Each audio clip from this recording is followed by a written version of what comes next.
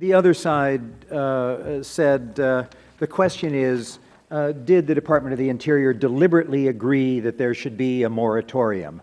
Well, there's no question that they deliberately said there should be a pause. So we could spend all day or all month or all year investigating whether pause equals moratorium and whether we should ruin people's careers in the Department of the Interior because of that difference. But it's all based on this really sad misunderstanding from the other side of the aisle here that somehow the moratorium is worse than the oil spill disaster.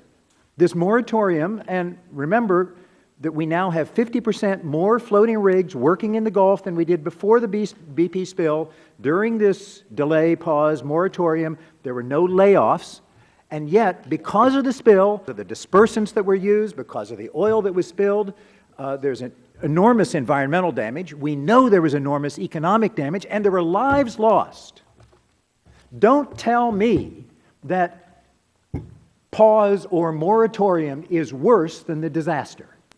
And we should be investigating the disaster and the effects of that disaster and the steps to provide safety and public health and environmental protection into the future, rather than yanking people before this committee to talk about whether they deliberately changed the word pause into moratorium.